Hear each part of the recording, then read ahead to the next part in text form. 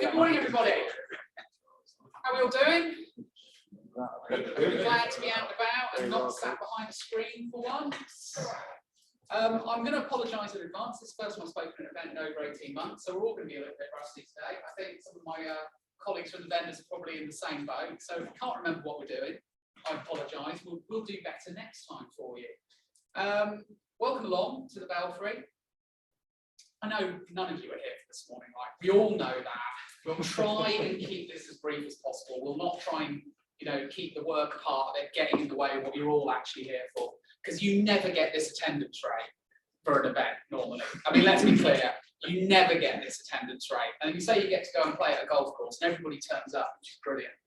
So this is our group of speakers. We've got myself, John Lester, Steve Foster, and young Andrea. They are this collection of smiling faces over here. They are going to be entertaining you after I have finished. Little bit of housekeeping. So for those of you that haven't found the toilet, basically go out the way you came in. So kind of turn left, follow it all the way down there, follow it all the way down there. They're kind of just on the other side of this wall. This is our fire exit here in this corner. If we get told to evacuate, and we're just heading out into that car park. Lunch at the Ryder Grill, we will give you directions and point you in the direction when we get to lunchtime. We will be issuing tee-off times at the break, so we'll tell you who you're playing with, what time you need to go out, all that kind of stuff at the break. Obviously, we never want to prejudge that, so we always wait to see who we've got in the room before we put the groups together and all that kind of stuff. And if you want to have a hit on the driving range, I think you can get some tokens and go and do that. We'll give you tokens either at the break or start lunch, and you can just go and have a smash before you do it. But any of you that have actually turned up for the event part of it in the morning and not the golf in the afternoon, I mean, if you're not rushing off anywhere, I think there genuinely might be a few of us that are thinking about going and tackling mini golf course, which, to be honest, is about my level. So, if you're not up for the golf and you're just here for the event in the morning, don't do that with us before you head off, and you'll still get the excuse of being home early, having been at work for the day. It's like it's going back to a whole old world. It's amazing. And interestingly, the Belfry is the only venue in the world to hold 4 Ryder Cups. I did not know that. So there you go. Today's agenda, I'm going to prattle at you for a little bit. And then we've got 3 presentations, one by Crowdstrike, one by Netskope, and one by Mimecast. The way we structured today is that the 3 vendors that are sponsoring today and presenting to you today are going to kind of position each of their own solutions separately first. And then we're going to have a break. And then what we're going to do is, as we say, the triple play of integration. So then we're going to explain how these vendors work together, how they play nicely together, and how they produce and come together as a coherent solution, which I will talk about in a second. We're then going to do a panel Q&A. That's where it gets fun from my point of view, because I will host that and run that. Any of you who are a familiar face in the room, you know the drill. If you don't ask a question, and I know who you are, I will pick on you. Okay? So it's in everybody's interest if you pay attention to what everybody's saying and think of some questions. Okay? Think of some questions for the Q&A.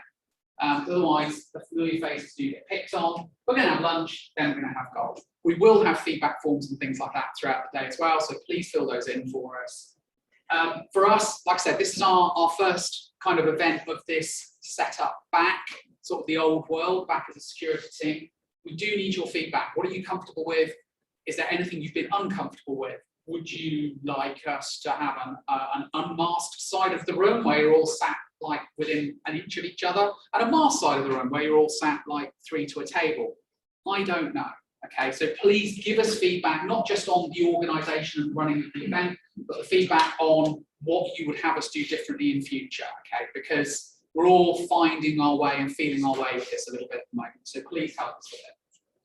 And after the golf, there will obviously be drinks and awards. All those of us that don't golf will probably have gone by then. So enjoy your drinks and awards, because I definitely would have already missed the track on the M42 by then. So who am I? For those of you that don't know me, my name is David Drawl. I'm the Group CTO for Bytes here in the UK. I've worked in the security industry for over 20 years. And from my point of view, I call it a unique perspective. There's a few of us in the industry that would say they have the same unique perspective. Probably means it's not unique. But as an end user, in my youth, as a consultant for Byte Security Partnerships, as it was, as the technical director of Byte Security Partnerships and the joint MD, and now as the CTO of software services, I'm not just externally focused. I don't just spend my time out talking to customers and talking to vendors. I actually have run those businesses, and I'm very active on a day-to-day basis in the running of bikes in the UK, which gives me a very unique perspective, because a lot of the challenges that you guys are facing, I also face from a business point of view internally and have to try and resolve internally. Okay, so hopefully it means that a lot of what I talk about makes some sense. Certainly one of the reasons that you don't have name badges like you would normally have is that we've gone very conservative from an IT point of view on the vulnerabilities in the Microsoft print stack. So you have to ask permission to print each day and switch it off for the end user at the end of the day, so we can track any threat that comes back through that mechanism, which meant that yesterday, when it all went wrong with that system, the guys in marketing couldn't print badges. So, you know, you live and learn every day, but we find our way with this kind of stuff. A little bit of a history of Bytes and where we've been with security. I'm not going to leave that up for long, but a lot of awards, a lot of partnerships over the years, and a lot of money turned over the years. That's not the important bit from my point of view. The important bit is the holistic approach that we bring to security, because we have a dedicated technical support team that can do third-line support. So we have actual engineers on the desk that can handle tickets from our customers. We have consultants out there doing the work. We have a very strong pre-sales technical team, headed by this gentleman over here, who will be quoting with you. This is Simon, our head of pre-sales, which means we can help design solutions and implement solutions and support solutions. But on top of that, we also have our cyber consulting team, which is headed up by a gentleman called Steve Marshall. They are a full incident response, forensics, pen test, PCI QSA, etc., etc., etc. So what that means is that when Microsoft dropped the ball on Exchange servers, like they did earlier in the year, we have the team to go in and help pull you back out of the fire if your Exchange server happens to get taken apart by that. We did more incident response consultancy in March and April than we have done in the whole of the rest of the calendar year, which just shows the impact of an event like that on the IT security industry. And we have the 24/7 support desk in the middle. Obviously, it goes without saying, as part of Bytes, we also have a very, very strong procurement and licensing team. So we can really bring the whole service for you together from a security point of view. What is today about? Well, we've already touched on this a little bit. This is about, for me, best of breed vendors, but in a simple way. And this is hopefully a little bit today of have your cake and eat it rather. I tripped over this last night, which is why the marketing department always scream at me for walking up and going, oh, I just need to change my slide deck in the morning. They don't like me for that, but you know, I have to get used to it. This was literally last night I picked this up. So 547 vulnerabilities this calendar year so far in the Google software stack. That's why I don't give out Android devices, if I'm being honest. 432 vulnerabilities though in the Microsoft stack. I mean, we fixed what, 4 0 days on Patch Tuesday this week, as well as hopefully fixing Print Nightmare from a security point of view. And this is the paradox of it, is that we get this single pane of glass. I get so many people saying we need to minimize vendors, we need to almost sacrifice. We don't need the last 5 or 10% of the security that can be provided in order to have as fewer vendors as possible and the single pane of glass, the magical single pane of glass. But as an example of complexity, from a Microsoft point of view, and Bytes are one of Microsoft's biggest partners in the UK, if not last year, the biggest Microsoft partner in the UK, if you look at this from a group point of view. So I have no axe to grind with Microsoft. But if I look at the debacle that was happening earlier in the year, let's be clear, Hafnium wasn't Microsoft's fault necessarily. When the SolarWinds incident happened late last year, everybody lost a chunk of source code, Microsoft included. And Hafnium was unprovenly and anecdotally a result of the source code that was stolen as a result of the SolarWinds supply chain breach getting into the hands of people that could then reverse engineer it and exploit it. But it wasn't great.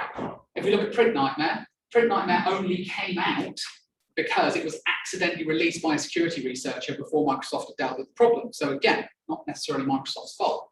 But if we look at, frankly, the carnage over the last 10 to 12 weeks, I don't know how many of you have been following this, right? But it has been carnage. So we had Print Nightmare announced, okay, and then they fixed it in Patch Tuesday. In fact, it wasn't fixed in Patch Tuesday. It was fixed in a series of out-of-band emergency patches. Okay, and then it turned out that those patches didn't actually fix it. So then they fixed it on Patch Tuesday. But guess what? It turns out that those patches didn't actually fix it. So then they fixed it on the following Patch Tuesday. But guess what? It turned out that those patches didn't actually fix it. And this Patch Tuesday, I believe they have actually fixed it. But for those of you that haven't been following it, 38% we reckon is the target rate of users will no longer actually be able to print, because when they open a browser or a Word document or something like that and click print, what they'll be asked with is an elevation to administration prompt on the machine, because unless all of the driver infrastructure for every single corporate printer is set at exactly the same software level of the driver version that's on every single end user device and every single remote desktop device, they'll have to do an elevated privilege to match the drivers up to get the print job to go through. Now, some businesses just go, admin rights doesn't matter, but most businesses have cottoned on to the fact that we do have to have some control of admin privileges on end user devices. So arguably, still not fixed, and probably won't be fixed until they rewrite the complete printer stack from start to finish. So there isn't necessarily an advantage to putting all your eggs in the basket with one vendor. And the problem for Microsoft is that they are the biggest provider of Office functionality, the biggest provider of Office software, and let's just call it productivity infrastructure, be it Teams, be it Exchange, be it the Office suite, and all of that kind of stuff, right? The biggest provider of it, while simultaneously having the second most vulnerabilities this calendar year, and from our point of view, being the most attacked vendor, okay? So does Microsoft have a security provider have a place? Absolutely, absolutely. And Microsoft's doing some amazing stuff from a security point of view. And all the vendors involved here, let's be clear, what are we running on and securing? The Microsoft estate, largely. If Microsoft tanked or absolutely screwed up, you know, if Windows 11 was an absolute car crash and no business wanted it, and every business switched to a different infrastructure, a lot of us would struggle to make any money because we wouldn't have anything to secure anymore, okay? So none of us have an axe to grind with Microsoft, but for me, an E5 license, that's not really. It's, you know, be careful what you wish for, I think, when we go after Microsoft too hard, because them not doing a great job does enable us to go and do extra stuff, right?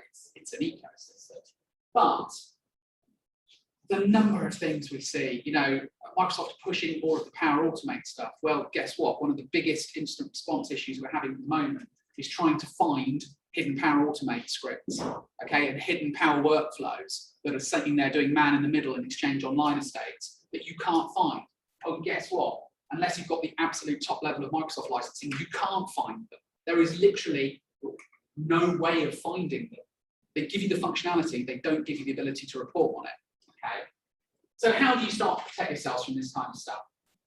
Well, for me, 3 minutes over. What you need to do is find a way of having the simplicity of one vendor, which is really attractive, let's be clear, really attractive, but the power of multiple vendors. Now, we've got 3 of those vendors here today, who for me are 3 absolute best of breed platforms for security that can sit alongside the Apple, Microsoft, Google, etc. productivity suites and the common devices that you will normally be using, the common infrastructure you'll be working with. They're not the only ones, obviously, but they are 3 that are absolutely up there from my point of view and are very, very, very strong in this space. And those of you that know me and those of you that will hear me speak at events, calls, and all the rest will know that, if nothing else, I have one absolute bee in my bonnet when it comes to this kind of stuff. If you're going to go for a simple security infrastructure, and actually that doesn't have to be Microsoft security, that could be a different vendor that provides the whole stack, okay? But I'll pick on Microsoft because it's the one that most people seem to be going down the route of at the moment. It doesn't matter how much you stack in with that one vendor, but you need something else, okay? You need 1, preferably 2, something else's in there, because otherwise, when there's a 0 day in there, it can go in at the top of the stack and it can go all the way down to the bottom of the stack and it never gets picked up, okay? When you go to spend a ridiculous amount of money on a car, you don't, well, some people probably would. Personally, you haggle a little bit, right? You get a second opinion, you get a second quote. When you get a builder in to do work on your house, you don't go with the first quote you get a second opinion. You go to the dentist and you're asked to spend a truckload of money, you get a second opinion, right? In our lives as people, when something really matters, we always get a second opinion. I don't know anybody, frankly, that doesn't, unless they're apologies if this is insulting to anyone, unless they're just stupid. Okay, we always get a second opinion. So why would you just put one security vendor in? It doesn't seem to make any sense to me at all. And with that, I will hand over to our first speaker. I don't know. I think you've got. Cross that bridge. There we go. All yours. Right hand one. Thank you. Good morning, Rob. So I'm John Lester. I'm the sales engineering manager for Crowdstrike, the UK and Ireland field sales engineering team. The presentation I'm going to give today actually is not too much about product because I think you get beaten around with product too much. Three of us had a little discussion and we all decided that rather than sitting there going, our widget is the shiniest, what we'd actually do is talk more about the threat that we're seeing. Thinking very much on David's point just now, what's actually out there, how some of these things are coming about, how we're seeing, who you need to be aware of more than anything else. And then we'll sort of wrap that together again, because again, coming back to that concept of having a integrated stack which gives you power of visibility across multiple aspects of your security layer, not just going, yeah, we want to buy one vendor top to bottom. My background is I've worked with at least a couple of people here in other organizations previously. My former employer had a very strong message about keeping security simple. You can probably work out who that is and give you a clue they're not ready. They did have a very valid point. And the valid point there was that if things get too complex, you misconfigure them. And you end up with holes because it may be the best thing that's out there. You know, you've got your, well, we're just trying to use an analogy that David used a minute ago, your expensive car. You know, you go and buy a top-end Ferrari. Can you actually drive a top-end Ferrari? Are you actually good enough to really push that car to its limit around the track? Maybe you are. But 90% of the people who will get those just want an expensive car. And actually, the limit of their driving ability is probably something more like a Mondeo. The same does apply with security. If you go and buy that top-end widget and you can drive it, fantastic. But for too many people, it's just going to put them in a hedge. And what you need is something that's actually relevant for your task, relevant for your skill set, relevant for what your organization is trying to do. And by panning that solution out with our friends, we can actually protect you better than what you thought was the shiniest widget. Not that any of our products are not shiny widgets, but just to get that one clear as well. Just a little background from Crowdstrike and who we are, in case anyone hasn't managed to read any of our marketing cards at any point or been bombarded with our various website takeovers. We were originally founded with the concept that you don't have a malware problem, you have an adversary problem. And again, this comes back very much to what David was saying about the state of the landscape as it stands right now. Malware protection is relatively straightforward. Simply looking for viruses and Trojans and simply blocking that piece of code isn't hard. There's free signature-based AV out there which will do the bulk of that. Protecting you from next generation attacks from advanced persistent threats, that's much harder. And what we believe is that by understanding what the adversaries are up to, what their toolcraft is, what their trades are, you can look for not only a particular malware binary that they're trying to use, but actually you can come earlier in the chain. You can find the steps of their attack, and then you can start to use their own tradecraft as ways of finding them in your estate before they manage to deliver the payload, before they actually get to that end point. Most of the presentation material I've got today actually comes from two reports, one of which is the Falcon Overwatch team hunting report, which has just been released. It's freely available on our website. That gives visibility of what our elite hunt analysts are actually finding in our customer base telemetry. The rest of the data is primarily coming from our global threat report, which ships twice annually and is more tied to what our intelligence services find. So we start off with what we're seeing in the actual threat landscape overview. As I just touched on, the core part of the Crowdstrike belief is knowing what your adversary is after, how they're trying to get into your estate, what they're trying to achieve, what they want to get out of it. Breaking in is great, but then what? What happens next? What am I actually here for? Crowdstrike intelligence services categorize increasing number, we're over 150 individual threat active groups now, and we categorize them by a name. I don't know how we can read this at the back, but we've got Panda and Bear and Kalima, which generally note a nation state adversary. So pandas are Chinese, bears are Russian, that kind of thing. Increasingly, we're seeing much more, it's like trying to read while it's walking, spider activity, which is equine. So all the ransomware attacks you get, things like Colonial Pipeline, I'm sure everyone's got to grips with, and of course one of the breaches that are coming through on the back of the Kaseya attacks are often from e-crime style activists trying to make more money, trying to ransom your data with not going to bang on about ransomware too much. Having again that understanding of the tool set and the traits of what's going on means that when we start to see an attack path taking place, we've already got a reasonable chance that says we think this is this particular active group, and therefore their next step is likely to be this.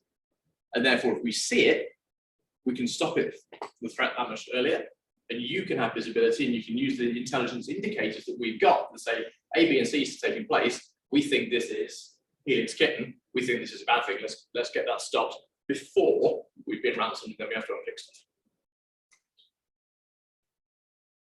One of the big takeaways that we've seen from the Overwatch side of things is that the total number of observed intrusions in our customer base are increasing, and we've seen 60% growth year on year between this year and last year. And we saw a similar number between 2020 and 2019. Now, the 2019 to 2020 was explained hugely because, of course, the world ended, and we all ran off into to working from home. We weren't sat behind our corporate firewalls anymore, and we had prospects whose office workers were literally picking up desktops and taking them home because they had no other way of working from home. They weren't on VPNs, they were just going straight out to the internet. There was chaos. And at that point, of course, the intrusion level spiked. What's interesting is that even though organizations have had 12 months to get on top of this and learn the estate and the way that we're working now, put all sorts of extra security measures in, move to cloud email, cloud web, cloud, all sorts of things providers, we're still seeing this rate of growth. The activity is spiking. Ransomware is spiking. Data theft is spiking. The market for what you guys do is worth more now than it ever was. And if any of you keep buckets of cryptocurrency for paying off ransoms or anything else you need to do for disaster remediation, that's worth even more than it ever was before. And guess what? People are interested in getting hold of it from you. Again, as you can see from the chart, e-crime is 3/4 of the problem, and that's the ransomware, the extortion side of things. Specific targeted intrusions are nation state, and that makes up basically the rest of the threat vector. We do see some activist activity where people are defacing things just to try and get a message out for the People's Judean Liberation Front, but that's a little less common than it perhaps was because people actually put passwords on their websites themselves. One big trend in e-crime is the simple speed of things. Again, you can read. A breakout time is defined by our Overwatch team as initial footprint on one machine to then be able to pivot and laterally spread to get inside another host within your network. So once someone's clicked something, started that threat chain, you've got an hour and a half from noticing the first trace have taken place before they're now on the second ones. What's interesting is how fast that's evolving.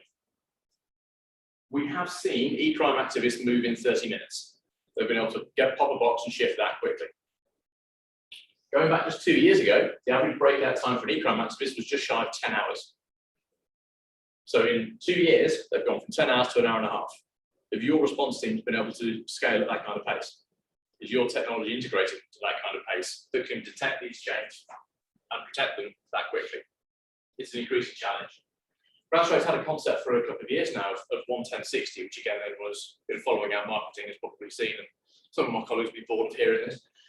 The idea is that when something happens, you have 1 minute to detect it, 10 minutes to investigate it, and 60 minutes to respond.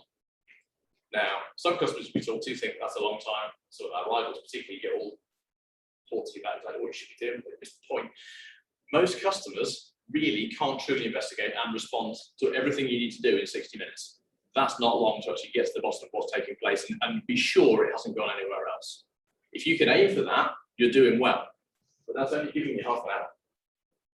It doesn't give me a lot of comfort personally, but that kind of response, that kind of visibility of what's going on in your estate is what you need. You need tooling that's going to give you the telemetry and the information to act quickly, and of course then be able to propagate that across multiple paths. As I mentioned a moment ago, we're seeing a huge rise in cryptojacking. So lots of customers are holding Bitcoin, and Colonial Pipeline, as you know, paid out 4.5 million off the top of my head, 6 million. When they got breached, they paid the ransom to try and get all their data back. People are holding Bitcoin barrels, and of course, as the value of Bitcoin goes up, that's very, very much worth targeting. People are interested in getting that data. So we're seeing a huge amount of increase in cryptojacking attacks, where people are simply trying to get your crypto wallet IDs. So if you have those personally, make sure they're guarded properly. If you have those corporately, really make sure they're guarded properly because they've probably got a bigger credit card assigned to them. The other part of this breakout time of the lateral movement is the weaponizing of your own data. So increasingly, we're seeing that not only these attacks come in, they try and ransom the files, but before they ransom the files, they're interested in trying to data gather. They're trying to steal your credentials. If they can get your credential activity, they can sell that on the black market. If they can get your files, they can either sell that content to a third party, or they can ransom you and say, by the way, you've been breached. I can prove you've been breached, you need to pay me. And if you don't, I'm still in your network and I'm going to encrypt all your stuff anyway. So you can be double ransomed for the same data. And we're seeing a lot of that kind of activity taking place. If you think about the Colonial Pipeline attack again, I think it was a spider that actually did it, one of the most prolific e-crime actors. The attack that actually brought Colonial Pipeline down didn't go through a traditional start point. Normally, you'd begin with the users clicked a dodgy attachment, or they've been unfortunate on a web link, they've got a drive-by somewhere. But with the Colonial Pipeline attack, there'd been a previous breach, credentials have been stolen, and the e-crime actor simply bought some credentials on the dark web and then just tried some public online services until they got in. Now they're inside a corporate network with a legitimate credential. Guess what? They went feral. And they went feral with native tooling. So when you're trying to then find that and stop them, you're not looking for the malware executable. That's the easy bit. You're now looking for the abusive native tooling, and that's much harder.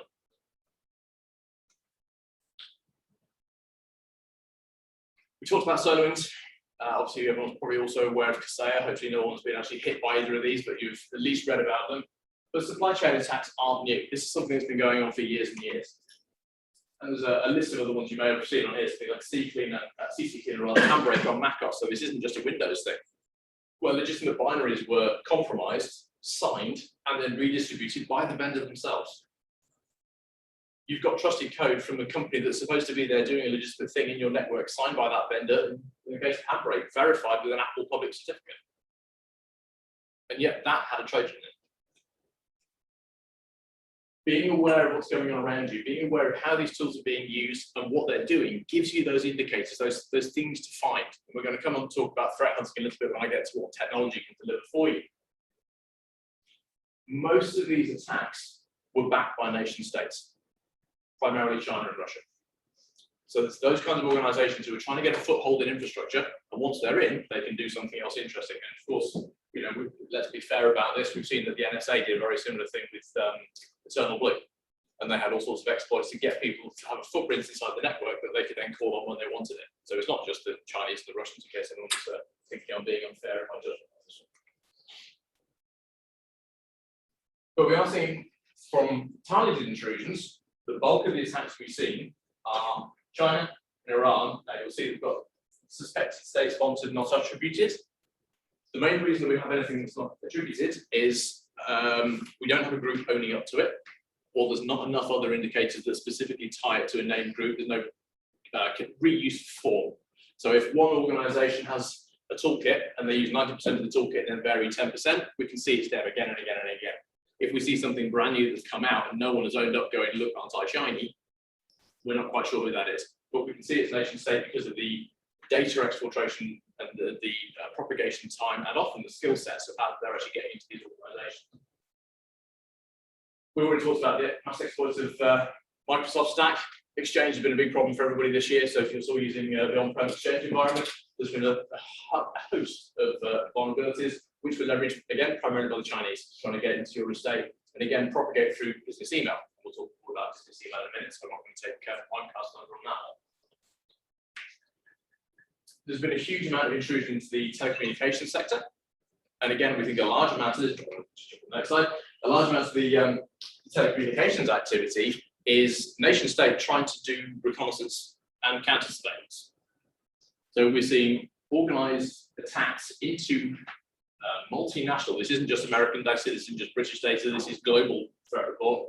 We're seeing attacks into these telecommunications providers, mostly nation state. There is a lot of e-crime as well, because telco companies need to make sure they can invoice you. So if you brought down O2, they're going to need to get back up and running quickly so they can start charging for all the data and you're not going to go to Vodafone. Nation states are in there to try and find out what they can learn about the movements of people. They can get into the core networks, they can see the data packets, they can see SMS messages. If you're trying to find out where President Biden's off to, and you see that one of his aides is suddenly texting a branch a lot, or some organisation in Pennsylvania, you know exactly where he's going. You've got that movement of where the president is, possibly before anyone else. So being inside the telco sector is very, very key for them. You can also see a large amount for healthcare and academic. Most of that is going to be COVID-19. We've certainly seen pharmaceutical and research organisations being hit hard with all sorts of interesting attacks from various nation states, trying to, certainly in the earlier days of the COVID lockdown, anyone that was working on a COVID jab was being targeted very hard. So that's why they're spiked inside these numbers. If we look at technology, and again, I'm not going to bang on about what Crowdstrike can do particularly, but there are some concepts in here about what the Crowdstrike platform is built on, and obviously I'm going to use some of our numbers for this. The point of the slide deck I'm trying to present now is to give you a concept of what you need to get from the technologies you're using, rather than necessarily this is how you need to use them. So I'm not going to talk about how the product's deployed, it's just a concept piece. We'll talk more about the attack sequence, so I'll skip through this pretty quickly. But I think everyone's familiar with MITRE. Sorry, everyone's familiar with MITRE, they're familiar with the progress framework of or kill chain, from seen from Lockheed Martin. That kind of approach before something gets on, does a weird thing, spreads around, splits data out, and invariably in these days ransoms you for data. Each of these steps along the way will have tooling. Some of them will be benign and really hard to find. So PowerShell launching, for example, nothing weird about PowerShell launching. Why would you find that? What PowerShell is launching is the thing that becomes interesting. This leads to what Crowdstrike brands as an indicator of attack, but other vendors have similar sorts of terminology.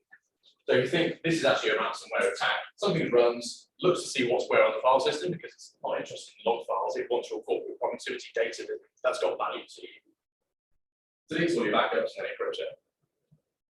As a path, that's very obviously a ransomware. You can say, yes, I can see what's taking place here, but of course that's with hindsight. As individual node items, all of these are legitimate. So something encrypts a file, that could be usually just password protecting a Word document. Nothing wrong with that. Enumerating the file system, I could just be searching to find out where I put that spreadsheet. Nothing wrong with that. These are all potentially benign on their own, but as the pattern, they give you that direction of where to go. And the reason I've got this up is that we're not just looking for that binary, the IOC, the hash that people are traditionally associating with the threat. We're looking for this behavior. That's how you're going to hunt inside your network. That's how automation is going to hunt inside your network. And we say because it's got this far in this length of time, or from this process tree or whatever direction where it might be, I have high confidence that's the next step in this path, so I'm going to get that stopped quickly. Does anybody actually do threat hunting in their estate? Wrong crowd, good. Let's go one. Any security tooling of anything, and this comes from any performance tuning. If you're just building firewall rules, you're building network access, you're building account mapping, all those kind of things. You need to understand your baseline. Web browsing, you need to understand your baseline. You need to know what is normal for my organization. Outside of that, threats are pretty obvious. So, something started ransoming, something's made a call home, something's encrypted, whatever it is, that's an obvious threat. So that's relatively clear to understand. The middle ground is the anomaly. This is where you start to find those weird traits of behavior. Why is that doing that? Or why isn't that doing that? So if an RDP access suddenly comes from a service account, what's the service account RDPing something? That shouldn't surely happen. Or why isn't this user doing what everybody else does? Those are your anomalies. That's where you're going to start trying to find the footprints of the threat actor.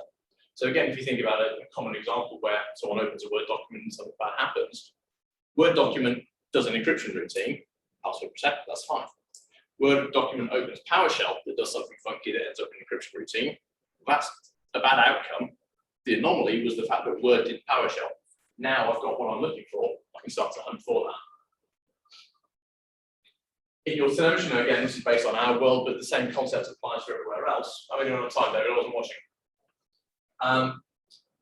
You'll get loads of detectors. If you think about that 4-node PIP earlier, essentially you have 4 alerts of what was going on in the system if your environment was twitchy. What you need to do is put those into context, so you end up with a more consolidated approach, which we call incidents. You'll see a bit more about that in a moment. From there, you then go to a workbench where you actually start to play with these. You can understand what resistance is. That's your 10 minutes. You can now understand what's going on in your world, what action I've got to take before I go on and do something about it. And that could be blocking out a firewall port. It could be turning an endpoint off, whatever it is. Coming back to the slide you saw a moment ago, doing that baseline, finding your anomaly is where you start to say, I think this is a bit weird. Run that through your hypothesis that says, is this weird? And when you investigate, actually, word opening PowerShell, that's perfectly normal. We've got this script engine that does something funky. It's a price list or some sort of ERP tool. That's normal. But PowerShell going externally, maybe that's my anomaly. Pull that down so you get a secure point. Once you've understood what that path of weird is, you can investigate that. And along the way, you're going to find the retrospective indicators, which will be that PowerShell went externally rather than PowerShell went internally. Having done that, you can now start to hunt for everything else that's going on in your world. Now, from the volume of activity that we're seeing, you're not going to do this manually. You're going to need automation across as many tool sets as possible to distill this down for you, give you the clear-cut information so that you can act quickly rather than being bombarded by the thousands and thousands of events underneath it. Just as an example of scale, how long have I got? Am I dead? You've got like -1 minute. All right, cool. I've got about 2 slides. In our world, what that means is we're seeing 5 trillion events a week. And just to put that in context, we see more events in one day than Twitter sends tweets in a year. From those behavioral graphs, we get through 135 million decisions a minute. Now, from an automation scale, that means that your day-to-day systems, something weird's happening, something good's happening, this kind of automation is going to say, that's good, let it go, don't care, don't care, don't care, that one's weird, highlight. And that's what you're going to need from your tool sets to be able to distill the understanding.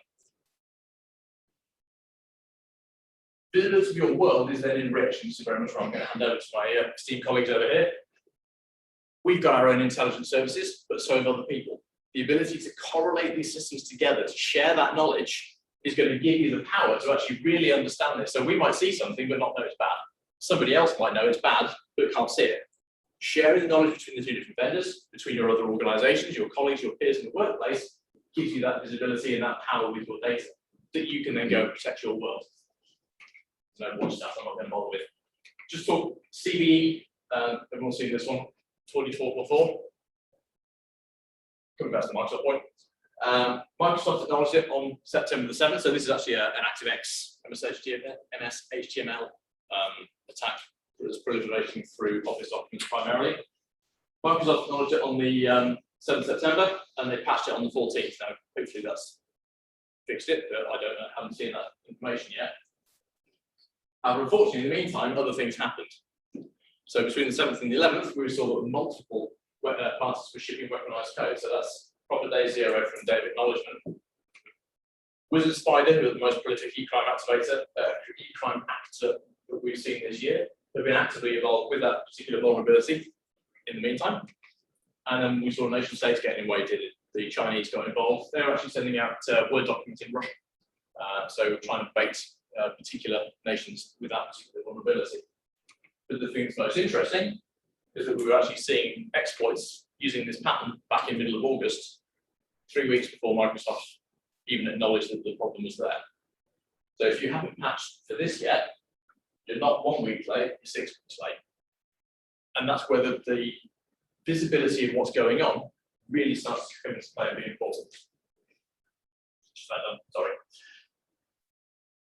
From what we believe in, and again, this is where I will start to hand over, getting the data you've got is important. Having your knowledge is hugely important. Sharing it with something else so you can utilize it the best and benefiting from someone else's knowledge and bringing it into these platforms is what's really going to give you the protection. All of this needs to be part of an ecosystem. So by having tool sets which will integrate with each other, share that data and make actions for each other based on a trust relationship, you can protect your ways which protect your estate in ways which one toolset itself simply cannot do, one stack cannot do. Technology can't stop all breaches, but together we can. Sorry for running slightly over. And I will very much look forward to questions later. Thank you, John. Cheers. Well, I'm going to try and lift the mood a bit. I'm not going to do anything about technology. I'm going to show you pictures of kittens and puppies, because after that, I feel quite scared and worried I might have to go and delete Handbrake off my Mac. So thank you, John. My name's Steve Foster. I am the pre-sales leader for Netskope. Netskope, if you're not aware, we were initially built to address the problem of data outside of your network, hence the term reimagine your perimeter, because that's typically where the security of data movement and attacks happens at that perimeter point. So when stuff moves across it, that's the purpose of Netscope. Now, if I was showing you this picture maybe even 18 months ago, the pattern of data movement and connections would be different. Now, maybe some of these lines would be skewed. We wouldn't necessarily be looking at laptops as the dominant access method. We'd be maybe looking at desktops. Certainly mobile would show very much at all. And the destinations that they're going to maybe wouldn't be as dominant in cloud. It would be more around the data center and possibly web. But over the last 2 years, maybe prior to that, we've seen a shift in a movement, whether the applications are moving to the cloud, people are adopting SaaS far more, or they're putting stuff in IaaS platforms in their own applications, but in someone else's infrastructure. But even so, the necessity to secure it using technologies still remains. So it becomes a plumbing problem. You've still got your users, regardless of where they are. They may be outside of your network perimeter, they may be working from home, shocker. They may be using different technologies. But in order to apply the security that we need, they still have to go through the technology stacks that we have. And they are typically in a data center. So the flow of traffic becomes very, very difficult to manage and maintain and visualize. It could be your user who's accessing your corporate SaaS application, whether it be 365 G Suite. You would want them to go through a CASB so you can see, if you're familiar with a CASB, Cloud Access Security Broker, you can see the applications they're accessing, the data they're accessing, what they're doing with that data. You need that visibility in order to make sure there's no nefarious activity. One of the dominant movements of data now is to use a known SaaS application as a starting point for launching an attack, and we'll probably cover that. We will be covering that later on as a part of the kill chain. Or if you want access to your internal applications, you'll be pushing them through a VPN. Now, if you are of a nature where you haven't been able to enact a cloud approach to networking, you may have forced your users to come in through the VPN, go through your secure web gateway, only to go back out to the internet again. So your user experience is going to be poor in order to make sure that you've got that security in place. So that's the problem that we're facing now, or have been facing, is how do we simplify this so that we can, when we are looking for those attack vectors, we are looking for the movement of data, that we can see it easily enough, or we've got the controls in place to prevent it. Now, Gartner came up with a term for this. Now, I'll look at a backstory to this. I used to work for a company called Ribbon Technology. We're a network optimization company. I was there for 13 years, had a very stable and successful career there. I read this report in August 2019. As soon as I read that, it's a very large penny dropped and a big light bulb went on, and I realized that the future of networking is not east to west anymore. The movement of data is going out to cloud services, and therefore the network will have to transform. That digital transformation will have to happen around networking and security in order to accommodate that. Gartner called it and addressed it as the Secure Access Service Edge, which is a collaboration of technologies that push all of the networking and security requirements that we have to make sure that our user access is secure and our networks are agile into the cloud. There's a very interesting report if you read it. I handed my notice in with Riverbed off the back of it, and I joined Netskope because of my research. Netskope at the time, even 2 years ago, were pretty much ahead of the game. So what is SASE, Secure Access Service Edge, if you're not familiar? Well, it takes that security stack that I showed you before, those multiple layers, and puts it in the middle between your users and the services they want to go to, in a simple place to make your plumbing a lot easier. It's about taking all those security services, the CASB, the VPN, the secure web gateway, the inline controls for access and security into the cloud, because if you think about the movement of that data and the movement and the connections of your users, they are now typically going south to north in terms of orientation. The users are going out to the cloud, now whether they're at home or they're behind the or inside the corporate perimeter, they are typically still going south to north. The east to west traffic has diminished massively. It used to be that you'd say, oh, okay, well, it's all about video, it's about file sharing, it's all about telephony. Well, telephony video is in the cloud, Teams, Zoom, data's in the cloud, OneDrive, G Drive, Dropbox.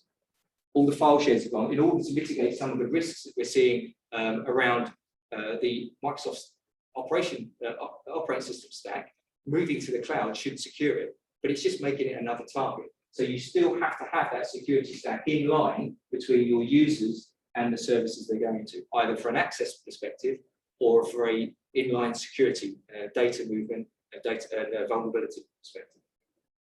The actual business case itself should be pretty straightforward. You've got better mitigated risk because you've got everything in one place. You can see it all in a single pane of glass. If you're providing all the necessary inline security, you're looking for particular threat attacks, you're looking for data movement, you're looking for unusual user connectivity patterns, that can all be seen through that single pane of glass, which means you're going to be able to accelerate the detection and response of that. If you can see it a lot quicker, you'll be able to react within an hour and a half. Because you're doing all in one place, you're going to be able to roll out security services a lot faster. If you want to block a new application that you're seeing in your network, you suddenly, I've done it in previous jobs, a new SaaS service will come along. And in my day, early in my time using SaaS services, it was Slack. Someone in the sales team figured out that Slack was a great collaboration tool. Within 6 weeks, everybody in the sales team in the UK was using it. It wasn't a corporate sanctioned application, but it started to appear across the organization, data moving to it. It was all resident in the cloud. We all clicked the button at the bottom and said, yes, we want to accept the terms and conditions. I didn't care where the data was resident and who had access to it. I just needed that collaboration tool that everyone was using. And the end user experience, by making sure that everything goes through that single point, you're not having to hairpin traffic around, and again, should pay for itself. Your users aren't going to shift from a corporate sanctioned application that is secure because it goes through the VPN, because you've got split tunnel that forces everyone into your data center to use your data sharing and collaboration platforms. The performance of that is really poor. So instead, they're using those cloud-based applications because they're going direct to net. Performance is better. It doesn't take 20 minutes to upload or save a large file. They're dropping it in seconds. The user experience is going to affect the security efficacy because people will circumvent. It's that human nature. No one likes stuff that's in the way. We tend to circumvent. So your user experience, or better user experience, is going to make your users accept and adopt applications that you want them to use that are more secure. And the centralization, again, just means that everything, I'm going to try and do a bit brevity here because I recognise I've got a lot of time. But the adoption of this SASE platform is a journey. If we look back, this doesn't have to be that far back actually, but predominantly 5 years ago, everything was in the office or in the data center. It was focused in and around securing the network. It was about patching the operating systems. It was looking for anomalous connectivities out across the network perimeter. So it was about firewalling a VPN. And as we move through the emergence of some of these software services, we see the need to do things like SSL inspection, look at cloud discovery. And then as SaaS becomes the dominant collaboration tools or business tools, then we see the need for things like CASB, cloud and data threat protection. And now we start getting into the true cloud security, secure access service edge, where we move up into the cloud as that new operating model. Then we see the need for a next generation secure web gateway, which is that combination of CASB and secure web gateway, looking for cloud application usage, looking for data movement inside the web transactions. And then now, as we've got that full convergence, when we are really SASE, we've got all the services in the cloud. So firewalls, servers, we've got zero trust network access. I was interested to hear about the lateral movement. I saw Hugo scribbling some statistics down. Lateral movement being a problem in the network is solved by zero trust network access. You've got the ability to identify the user, know by policy which services they should be getting access to. So if you do have a compromised endpoint, if you've got the ability to spot anomalous behavior and prevent it, because actually by policy, they're not allowed to connect to any other application or service inside your own data center. So previously, where you give someone access based on their network connectivity requirements, you basically give them open access, give them a key to the data center and allow them into your network, unless you had a very, very nailed down VPN policy, but very few, in my experience, customers have done. They identify the endpoint, two-factor authentication maybe to identify the user. Then once you're into the network, you're into the network. But with Zero Trust Network Access, it's natively all in the cloud, so your users connect to the cloud. Your applications, internal applications, whether they be inside your own data center or in IaaS, connect to the cloud, and it's the cloud that controls access to that. So no longer do you have to worry about lateral movement across the two. So that's built that picture of where SASE has come from and what SASE is for. So where does Netskope fit in that picture? Well, we've built a SASE platform. We've built from the ground up a cloud-delivered security platform that has all of the elements and an architecture to develop more of those elements to deliver that cloud-based security requirement.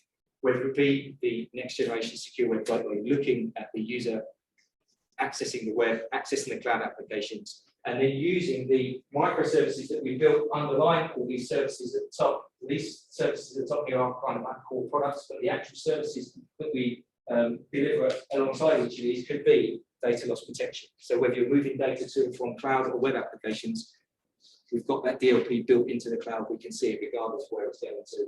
We've got the threat protection, so we've got the ability to look at, we use that indication of compromise or file hashes or known vulnerabilities or known malicious websites.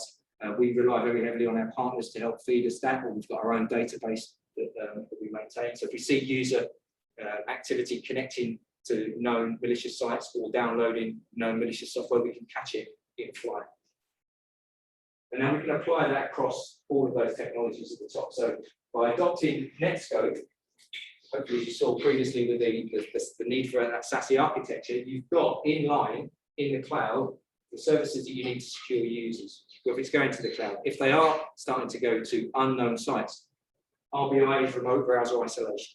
We have to identify that anomalous behavior. Hang on a minute, they're clicking on a URL to a website that we aren't sure what category it sits in. Is it a safe? Is it an unsafe category? So what we'll do is we'll file them out into an isolated browser.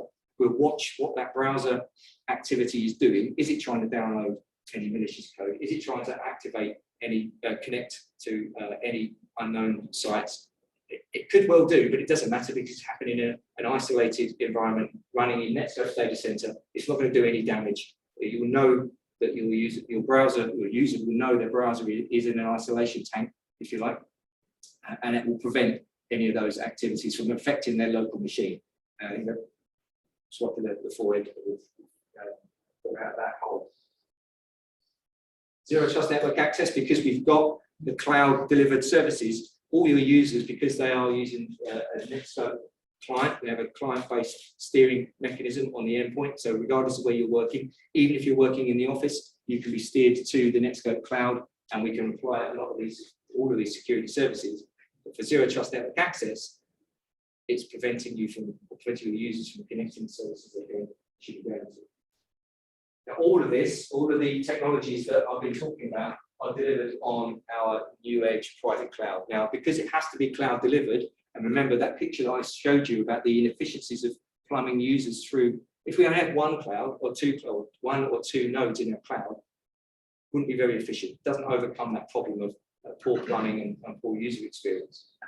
So the purpose of building it on our own private cloud is to be able to distribute all of this technology, all of this functionality across the globe and put it where your users are. So one of the premises of SASE is to take your security to where the users are. Don't take the user to where the security is. Because if you're doing the latter, you are going to be impacting their experience. If you're doing the former, you're able to implement those security services right where you need it without impacting user experience. Now, all of this is orchestrated through a single console. One of the core premises of Netskope is a single pane of glass. Whether we develop our own technology from scratch or we enhance one of the technologies we've got, it will all be through the same console. You won't be having a swivel chair management problem. You won't be having a problem where you've got to check multiple points across the chain in order to identify any problems. Any anomalies, any detections are going to be surfaced through the single UI, single pane of glass.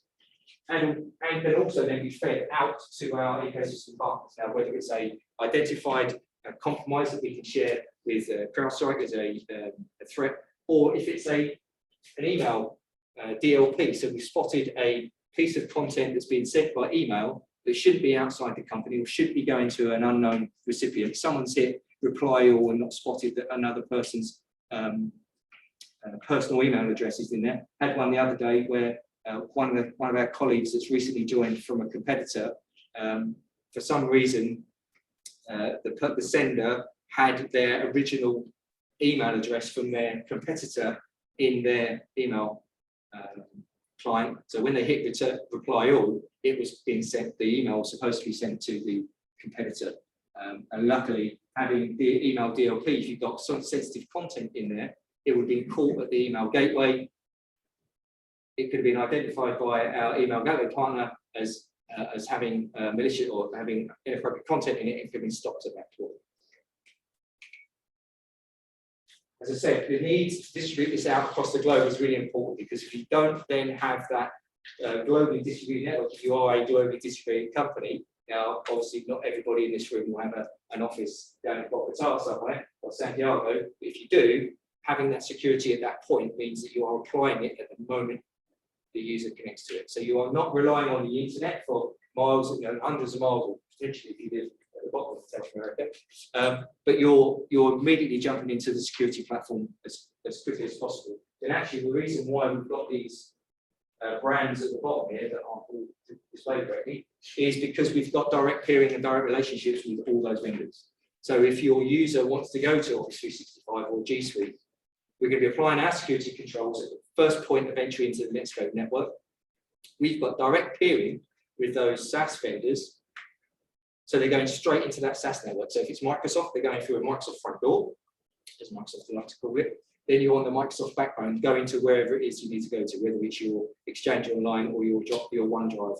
If you know anything about Office 365 or Microsoft 365, it's not all located in one place. They distribute the content now out to where the users are. So your host M365 instance may be in Amsterdam, but the data may be hosted in another data center wherever the user is. So having your peering, your connection with Microsoft at your local Netskope data center means that you're straight into the Netskope network, the Microsoft network, as quickly as possible. Now, at the moment, we've got nearly 50 of these. They're continually growing. They are deployed as and when the customer population denotes. So that's why you see it in a lot of the metropolitan areas. But our mantra, if you like, is we are no more than 15 milliseconds away from any user across the world. So if you look at any of the majority of the business hubs around the world, Netskope data center will be within 15 milliseconds. So we're able to apply that security control at the point of entry. So the value of Netskope was that stack consolidation, as I said before. So it's being able to bring everything into a single stack. So that is the hope of most enterprise security and network departments these days, is to consolidate as much as possible, reducing costs.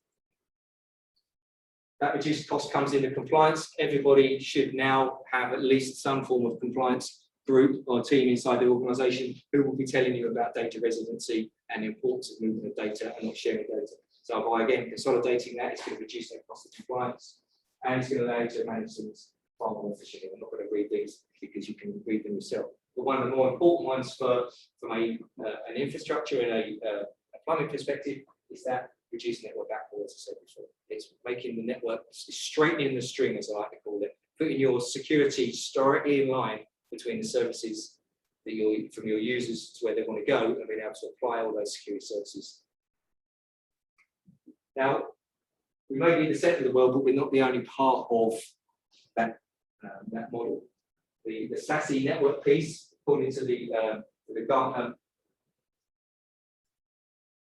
model, sits in line between your users and the services you want to go to. But we then feed all of our other ecosystem partners. And the two most important to us are Mimecast for our email, DLP, an email threat, and then Crowdstrike for our endpoint, EDR for threat intelligence sharing. So by combining the three, we're able to share information and knowledge across it and catch the events as they happen. So as an example for us with Crowdstrike, if you see a next generation AV either spotting a file hash or a malicious URL that's leveraged by a specific attack, they will then feed Netskope. Netskope is able to apply the controls in our platform to prevent the users from either accessing the URL that's now notified as a malicious URL, or block the file because we understand it's a malicious file and we can block it from being accessed in the first place, regardless of whether it's hosted in a SaaS platform like 365 on a website, we can catch it in flight. And then the same with Mimecast. If your user attaches a particular piece of content that should not be shared outside the organization, we will use our built-in DLP to then tag that file, tag that email as containing potentially or data that should not be shared outside the organization, and signal to Mimecast to allow or to block that through. So that was a whistle-stop tour of Netskope in 20 minutes. So hopefully from the Netskope architecture slide you saw, I could have spent probably 20 minutes on each one of those elements, telling you about the value of CASB, telling you about the value of cloud-based firewalling, about RBI, about email DLP, about DLP, the importance of DLP itself. But because it's such a broad platform, I thought today I should at least give you some indication of where it sits and what it's for, rather than exactly what it does. So thank you for that. Thank you for that. I'll pass over now to Johan, who's going to talk you through how Mimecast is going to help you fix or mitigate a lot of the problems. Thank you very much, Steve. So take this in for a second. This is absolutely awesome, is it not? Day of learning about security, talking, meeting with people in person, round of golf afterwards. Well, if I was playing the golf, it would be awesome because you'll be laughing at me. Anyway, that's not what we're here to do. Is to really cool. I'm Johan Dre. I'm the field CTO at Mimecast, and what I'm going to do today is I'm going to talk you through some of the threats that we're seeing and why we think they're important, ways that we help customers in dealing with it. Now, the information that you're seeing today should come from some report we publish. It should come from some briefing that we do every month, every other month. But actually it doesn't. I thought for this group, for the first in-person event I'm doing, I'm going to go to our threat labs team and our threat intelligence team and go, hey guys, girls, what are you guys seeing? What are the trends? Like, cut all the rubbish, just tell me what's out there. So apologies in advance if some of this is stuff that you go, oh yeah, I've seen that. Oh yeah, that makes sense. It's what comes up the most. It was, what do we struggle with? What do our customers struggle with? And why? So that slide is the next slide. There you go. Oh, okay. Thanks for that. I was like, well, let's John's thinking out. So what do we look at? I mean, as an organization, we're lucky to be trusted by 40,000 and growing customers. That they send their email to us to scan and filter before we pass it on to Microsoft or Google or Exchange. Or in some cases, Domino, and every now and then there's the old network server that's still out there. Yes, they do still exist. And that gives us pretty comprehensive insight into stuff that is good. Lots and lots of it is good and legitimate and maintained before it ends up. And then lots of it actually is quite bad. And it's the bad stuff that we're quite interested in, because that's where we're helping our customers. We're helping them protect their users from bad stuff happening to them on the internet. Well, the number one, or the first thing I'm going to talk about, isn't going to be ransomware. Why not? It's in the news. It's what all the governments are talking about. It's what Colonial Pipeline. We've heard about it about 5 times today. We hear about it every time we turn around. Well, actually, quite frankly, ransomware and email just don't go together that well. We don't see a lot of ransomware come through email. Email's a part of the attack chain. It's a very early stage part. Ransomware is typically the stage 2, stage 3, stage 4. It's much further down the line. Where email comes into play is what we're going to talk about today. So first and foremost, credential theft. Credential theft is really interesting in a number of different manners, particularly how valuable it is, right? Depending on the attacker, and we'll talk about it in a second, the motive and the value of that data they grab from your users is really different. it's equally easy and emotive, or it's equally easy to get from people, from users. And in today's world, you're seeing the news talk less and less about the COVID, the pandemic. It's become relatively quiet. We're able to do events like this in person again. Companies, our own, are opening their offices and saying, hey, folks, come back into the office. The vaccine programs are about. But that's not the case when it comes to the digital world. The digital world will know that people are still uncertain. The world's changing. Vaccine, are you vaccinated, aren't you? Do you want it, don't you? Do you believe in it, don't you? Should organizations enforce it, should they not? Can you fly with it, can you not? All this creates uncertainty for us as individuals. And the attackers know that, the adversaries know that, so they exploit that and they say, hey, here's a link, upload your vaccination status, upload your preferences. While you're doing that, confirm your date of birth, give us your username, give us your password. And they gather that information. And as they gather that information, they do different things with it, depending on what they want to do and where they want to go. It's difficult, notoriously difficult to protect against this. We had a major problem a while ago, and it still happens today.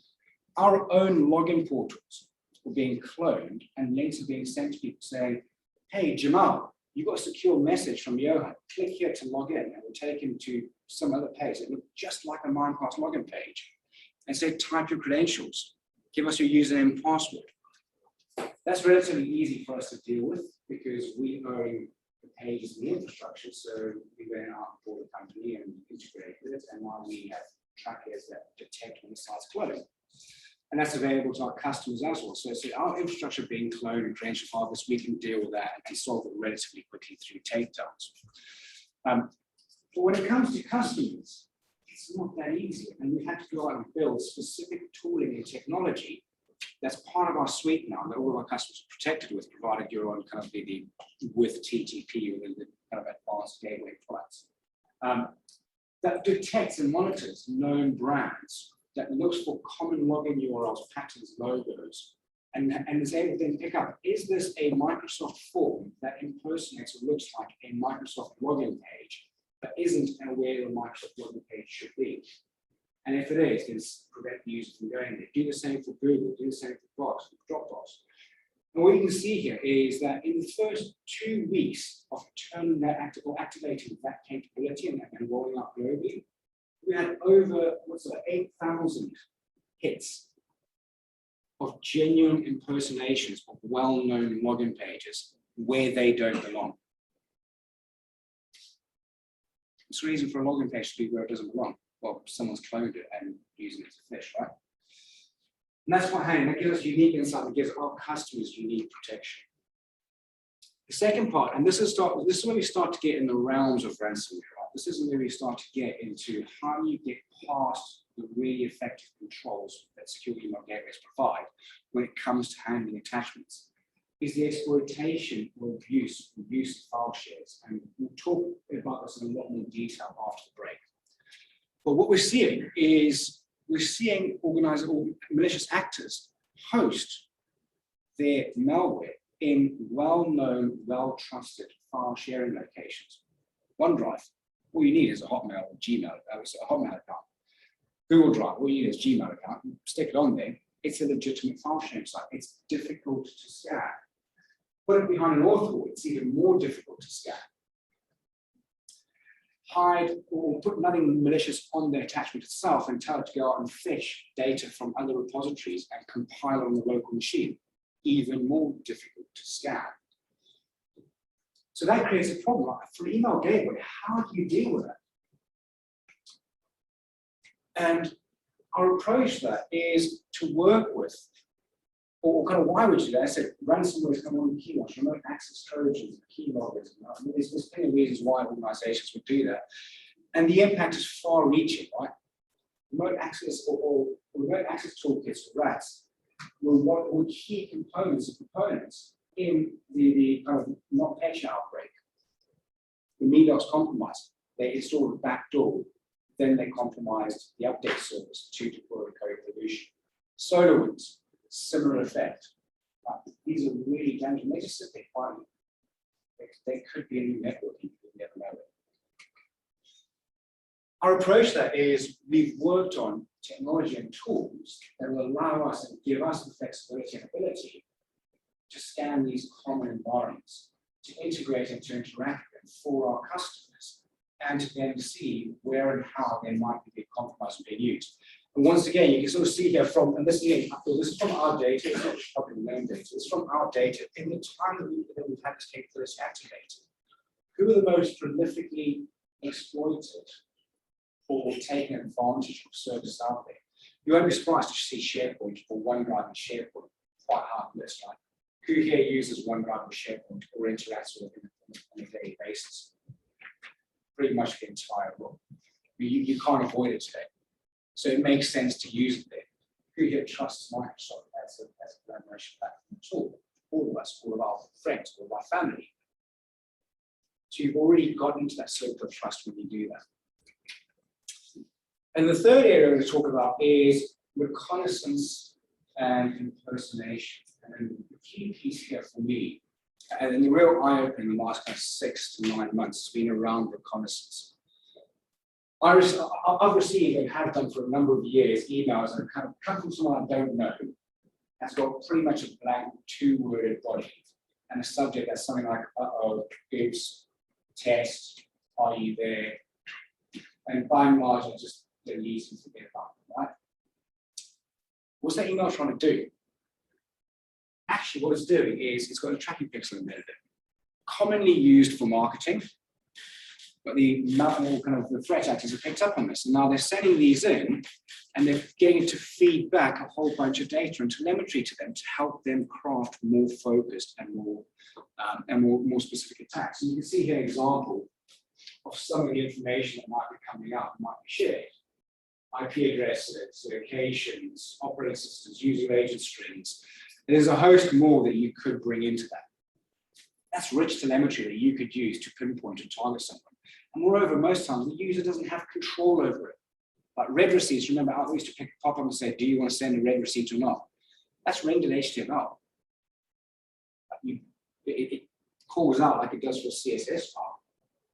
You don't have control over whether that happens or not. The only way you control that is you switch off the active HTML, and then you break the fidelity of the email, and then the CFO or CEO calls you and says, my newsletter doesn't display correctly.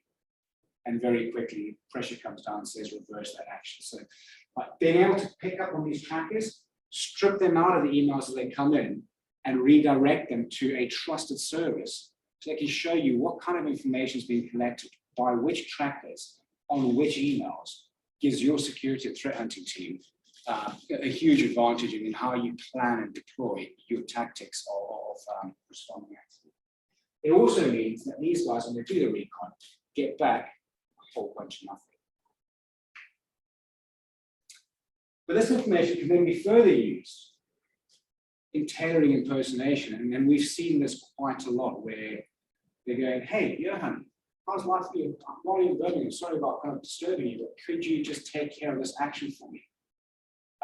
And elevating that, building that level of trust and elevating it to then launch the phishing attack that we saw earlier. To say, hey, enter your details over here, to grab my credentials, to then compromise my mailbox and use it to send those malicious attachments out to people in my contact list, using my infrastructure, my mailbox, my trusted identity to compromise or to kind of explore and to move beyond it.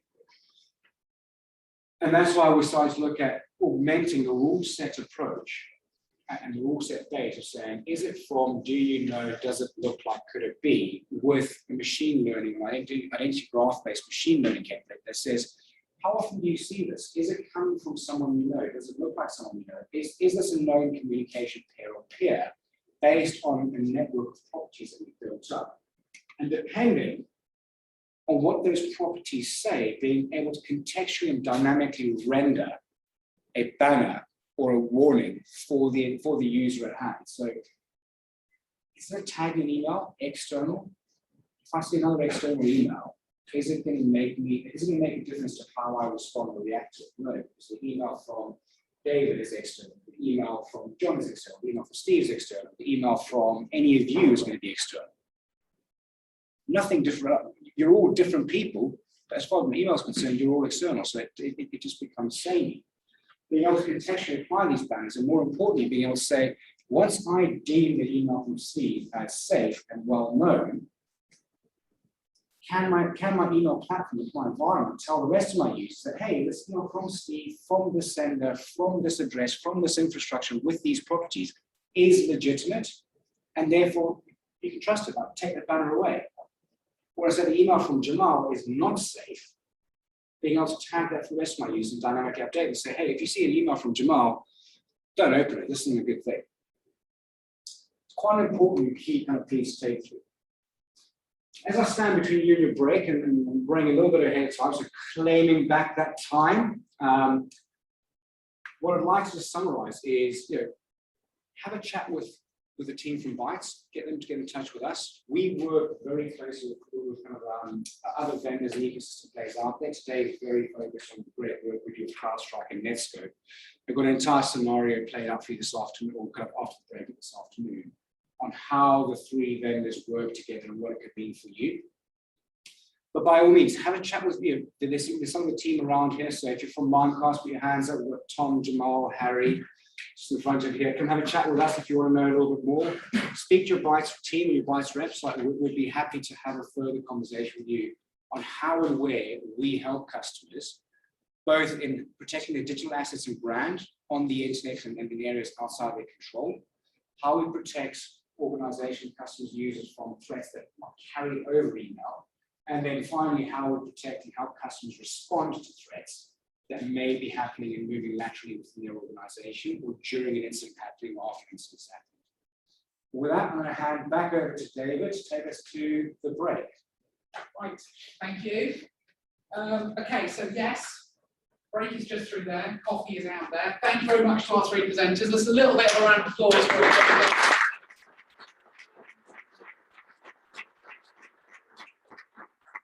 Lots of way for all of us forgotten how to present, so we're all a bit rusty, but I think, well done you three, you've done well, thank you. Now we get into the interesting bit. Can we remember how to work together? So we have 40-45 more minutes talking, then we have a decent lunch, then we have golf, so we're nearly there. Hopefully you've all got your tee off times and you're all sorted. Has anybody not sorted that out?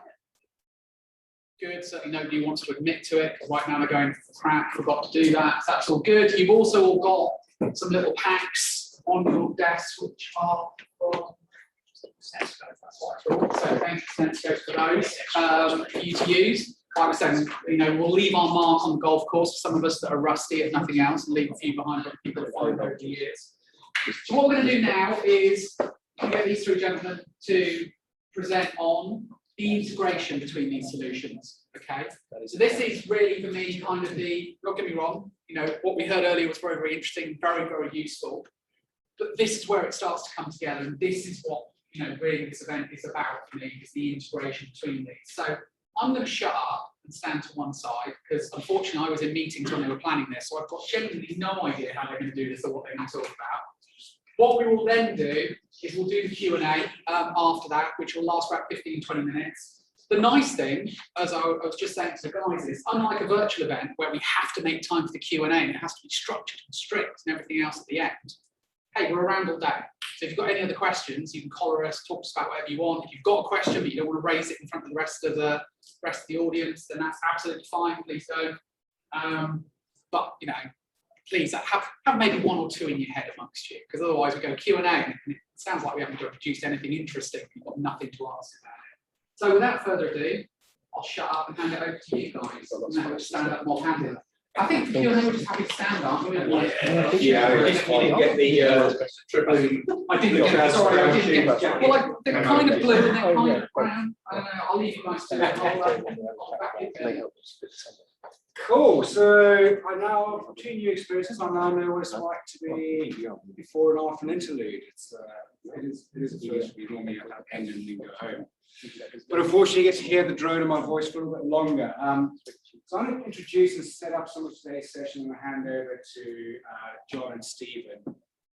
Bear with us. We kind of haven't done this before, so we're going to attempt to walk you through the value that we bring together by kind of demonstrating what a real world attack could look like. I kind of ask you all to just share a little kind of, I guess, imagination here, because what we're going to do is we're going to walk you through what's the attack designed to do, and it's modeled on an actual threat that came out of our threat labs that we followed through what it did. So we kind of followed it through, and we've played it out in a PowerPoint of what would happen if there were no mitigating circumstance or no mitigating tooling in place, and what it would look like. And then we're then going to introduce how our different tool sets and toolkits working in your infrastructure could intervene at different points in time, and the value of the three capabilities that we have together. And to get us kind of started now, I guess just a little bit of a tee up, I'm going to hand over to John to talk us through why it's important and why malware is not entirely solved. Thank you. So you can always tell our slides because they've got a necessary animation. No, they're very stylish, very good. I want the money for these. So as I talked about at the start of my presentation earlier, simple malware detection is pretty straightforward. Finding bad thing.exe, anyone can find that. But you've probably seen these sorts of charts before, and this one is the latest snazzy graphic I can find. Our latest report actually skews this even further. But you can see that from a threat volume, 49% of the attacks, so just under half of the attack base, it's now actually close to 40% of the attack base, actually comes from a malware binary. The rest of it, thank you, it's almost like we've chatted this before. The rest of it is the malware-free bit, and that's where you've got that state, lay of the land, you've got the native tooling, you've got your supply chain compromise, whatever else it might be that's in there, credentials not theft. That's much harder to find. If you look at the little dots, which I probably should have highlighted beforehand, the ordinary malware dots, the little yellow ones, relatively easy on the sophistication scale. The malware-free is where the money is, and it's much, much harder for you to find. And that's the part that's becoming more and more prevalent within all organisations of all sizes. That's the gentleman I was talking to earlier about smaller organisations who are multinational banks. You're still seeing these. You're still getting these part change because the toolkits are freely available. You can just get these as a service. So what does it actually look like if you want to craft it? As John just alluded to, the toolkits are available, and typically you just start with, well, something that we all trust and know and love and use every day, right? A common office document. And by trawling the internet, you can find a whole bunch of malicious scripts and capabilities, or a whole bunch of scripts that have very, very legitimate use cases, but then inject variables into it that take on additional properties and bring emerging properties into the environment. You then host that on a trusted environment and trusted infrastructure. I can spin up a Microsoft 365 account in pretty much 5 minutes without using a credit card, without using legitimate environmental information. And I can then start to host files on it. And more importantly, I can start inviting people to come and consume those files using a link. I can also choose whether they can do that anonymously or whether they need to sign in. And the beauty about choosing whether they need to sign in is they can sign in with their federated credentials. They don't have to sign into my tenant or my environment. And by putting that auth wall in there, one of the really interesting things I'm going to do is I'm going to open up so I can embed that into a current event-based emotive threat that's going to get the user to click on something to actually take action off the back of it. Because it's behind an auth wall, even Microsoft's own secure email gateway won't be able to scan that document because they can't impersonate the user who needs to open it, right? That's going to fly straight through. It's going to get to the endpoint, and then let's pick Tom as a target here because he's looking very intently at me. Tom, as the user, is going to be presented with his Microsoft 365 login. You'll authenticate and then granted access. Seems legitimate so far. And when he does that, he's going to start to download the malicious payload. And that's what I'm going to hand back over to John. He's going to talk us through the events that can take place next. So these kind of graphs you will have seen before, so please excuse any repetition on this one, but hopefully this will help illustrate how, again, we can look to protect these for the future. And again, for this walkthrough, we're assuming there's no clever technology involved. This is not going to be a reflection on any vendor, current or absent from this room. This is just stuff that's happening. So, as Johan just mentioned, you've been sent this phishing email that looks particularly believable. I've actually had ones with the WHO organisation. I'm desperately trying to get them to do stuff, which of course never going to happen to my random Hotmail account. But anyway, that then takes you to the SharePoint site, which again is a trusted location. So coming back to this lay of the land tool set, I'm not making you download something from my own personal server. This is coming from a trusted domain, fully signed, fully authenticated. The email can come from Microsoft's own servers themselves, so it's going to pass all the email validation checks. That's then pulling down an Excel file that's then triggered on the machine, and then the normal path is then going to take place. This goes off to get a dropper from a particular location, in this case Google, again, fully authorized, expected, legitimate location storage. It's not from some weird server somewhere in Russia. That's going to pull some file down. What we're increasingly seeing is that these files themselves can be quite generic, and they will then call to an out-of-band communications channel. So we've seen this taking place in forum threads. So there was one a while ago that was, I forget whether it was, One Direction, but one of the bands like that, there were chat posts being put into a particular forum thread, which were actually the call home commands for the malware. So they were encoded in a particular way that malware would be looking at the latest blog post entries, picking up what looked like someone just run their hand down a keyboard, but that was actually giving them the command that this is what you need to go and do, this is where you need to go next to get the next thing. Those can then be hosted on somewhere like GitHub or potentially even Slack as a command and control. The recon, the action takes place on the endpoint. That data is then going to be exfiltrated to another location. And again, in this particular case, you can see Mimecast logo there because it's around this slide, not because it's going to Mimecast. In this particular case, it's going to Dropbox as my data exfiltration point. And that's, again, a legitimate service that isn't going to stand out in your normal log activity. Other than that malware binary, there's probably very little here that is out of normal. So trying to find this is increasingly hard.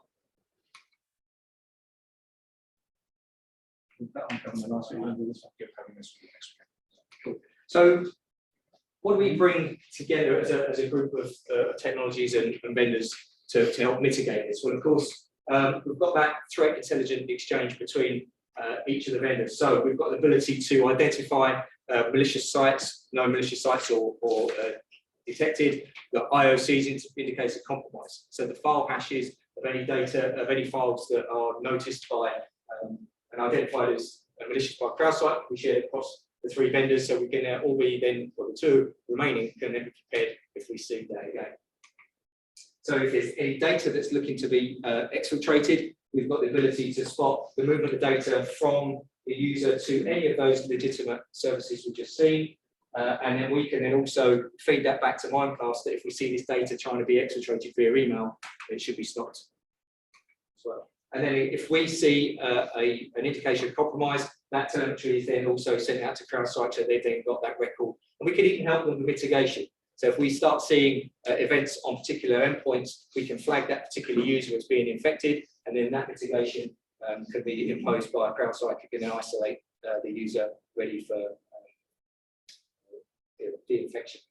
So how does that whole chain play out when we walk back through that kill chain, if you will? So walking through the same logic, having Netskope in the way between your users and the cloud services. Remember, I mentioned that cloud access security broker and next generation secure web gateway. We are inspecting all web transactions, all traffic to and from cloud applications, websites. So we're going to know that your user is trying to access a SharePoint site that is not a corporate sanctioned instance of SharePoint. So we've caught it at its first point. So as soon as if the email makes it through the gateway, because it's coming from a legitimate source and it's behind a paywall, as soon as that user clicks that link and tries to go to that instance of SharePoint that isn't a corporate sanctioned instance, Netskope can identify every single individual instance of SharePoint that's there available, and you can sanction and unsanction certain instances. So what you would do is effectively identify your corporate instance of SharePoint or your trusted third-party instance of SharePoint. If the user tries to access any other version of SharePoint, blocked. They'll get a pop-up to say, sorry, this isn't a corporate sanction instance of SharePoint. There may be some nefarious activity. We will obviously trigger that out to receive, and then you've got your ability to identify that transaction. Had that not have happened, because we are a Google shop and we don't identify and worry about people accessing SharePoint because we trust it as a SaaS application, maybe we've not got that CASB element, we've only got a web gateway, we're able to spot the download of malware because we've got that embedded threat detection inside the platform. We've received the IOC from our colleagues at Crowdstrike, and we've been able to spot that movement of that file with the embedded threat inside it, and we've stopped it at that point, prevented it from being downloaded again. The user would get a pop-up to say you've attempted to download malware. We can either quarantine that file, we can even keep a copy of it for further investigation, or we would then just block it and then trigger a notification out to my SIEM for an event, and we could then notify Mimecast through the threat exchange for the identification of that malware. Had we not been able to spot that, we would have been seen that, again, they're trying to access a non-sanctioned version of G Drive. They're all legitimate cloud applications, so they are all okay to use on the face of it, but in reality, if it is just a derived version of OneDrive, of Google Drive that's been stood up using a fake email account, you can literally do them in 5 minutes. I've done a number of M365 and Google's Work Suite setups. It doesn't take long, very long at all. So we can block again that. I think you can get the theme here, right? So we're seeing more downloads, more attempts to ingest data that we can block because we have got that technology in line between the user and the applications they're trying to connect to. And again, any of these legitimate SaaS applications, they're not corporate sanctioned instances. So I've used the example of a forum. I've seen YouTube comments being used as command and control. Now, who's blocking access to YouTube these days? Not many people, but if you're able to identify at least the legitimate channels that people should be accessing, you can just grant access to certain channels on YouTube and block access to stuff you don't trust. So you can have a very easy way of identifying any exfiltration. Same with Slack, the same with Dropbox. Anyone who sees a demo that I run for Netskope, you'll see me trying to access Dropbox and download, and I just get prevented from downloading. We don't mind someone logging into Dropbox, but we can just prevent that activity. So all along the way, either we're sharing IOCs or identifying data, even if we aren't blocking access to Dropbox, we can be looking for the content of that data, and if it's trying to exfiltrate anything sensitive using DLP, we can catch that as well. So the ability of having that inline technology in the cloud, as I'm probably fed up me talking about now, being directly between your users and the service they want to go to, means we've got the visibility, and we can use the intel from both of our partners to feed what should be allowed and what should be blocked. And that's not the only line of defense, right? So John, I know we were talking a little bit earlier about the different points of Crowdstrike. Can you share a little more about that with us? Yeah, just go back one slide a second. So again, this chart, I'm not going to go through every single step of the way. Even if we were configured as just a listen only, for example, so we're not going to take any active protection again here as to what we should call primary. Well, yeah, okay, we would if we were an AV agent, but we're just listening. Probably we're not going to see the email. SharePoint is legitimate. We'll record the fact that the endpoint has made that call. We don't necessarily know it's malicious. We'll see the file coming down. We might know the hash of the file. But once that file is detonated, we then get the behavioral request for the rest of the process activity. So we'll see all the requests coming from the endpoint. We can see the DNS calls for the call home, which gives you that track, gives you the anomalies. So when I was talking earlier about the different patterns of how you're going to normalize your baseline, and then looked at the things that are strange. Well, this new file's just come down. We've never seen that before, and it's gone off to GitHub. Is that normal? Maybe it is, but that's an anomaly. Let's go find out. This telemetry, these indicators, are what you're going to find. And what we then talked about with the API, and we'll go into this in a little bit more detail, is that we can then say, well, this Excel file is what caused the problem. This malware is what caused the problem. This call home maybe to these locations could have built the DNS for it. These are indicators of an issue. We can then feed that back into the threat exchange. So even if Mimecast and Netskope don't know about them, now they do. They can share. Equally, when we're doing our platform side, maybe Mimecast already knows that this particular file coming down is bad. That indicator can be fed into the Crowdstrike environment. We can flag for any future activity of that file arising. We can also look automatically to say which endpoints are already running that. Because again, if this is a true zero-day type scenario, we only just learned about it, as the three of us. Maybe that file's been here for 6 weeks, you saw from my slide deck earlier. Looking to see where it's been in the last 6 weeks, it's already highlighted in the console. We know exactly where that file's gone. You can do that, and you can do that via API, so you don't even have to do it in our world. You can do that through a threat exchange. Thanks, John. And in an ideal world, it wouldn't be behind an auth wall, right? So we'd see that URL, when the user clicked on that URL, we'd be able to intercept it and static file analyze and sandbox that file. And as a true zero day, as John mentioned, we can feed that intelligence and the IOCs and the hashes back into both the Netskope and Crowdstrike and tell them to protect against it. In the environment that we've looked at now, Netskope or Crowdstrike have identified the key indicators of compromise here. They're able to feed that data straight back into the Mimecast platform, Mimecast environment, and our tooling can then create an instance that says, hey, we now have these new indicators of compromise. Let's impose protection and detection at the point of entry at the gateway and protection moving forward. Well, let's not stop there.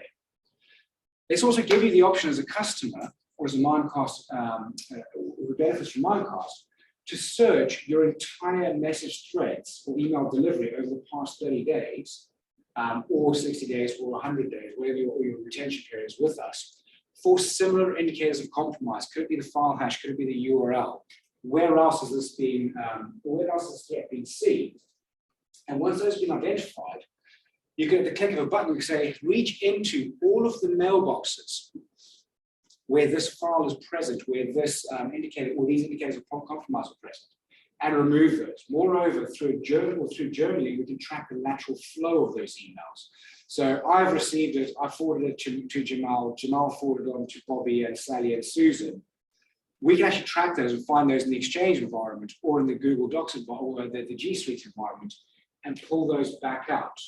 And then report back to say, hey, we found the threat, you searched for the threat, we learned about the threat, we searched for the threat, we found the threat, we removed the threat. It no longer exists in the email infrastructure. You can then leverage Crowdstrike to clean up anything that's on the endpoint environment, and you can leverage the Netskope environment to make sure that any detections on the outbound and the SASE side are protected.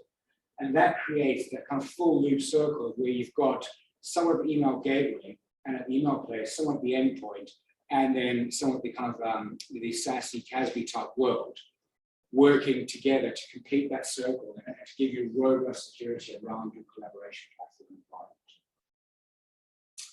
David, I think I'd like to now welcome you back up. Okay. So, 20 minutes to set up. Let's have a question. Anyone? Anybody want to step in and volunteer first? There we go. Go on. So in terms of the platform integration between the three platforms, also, is that native or you use some kind of SIEM solution on top to correlate events?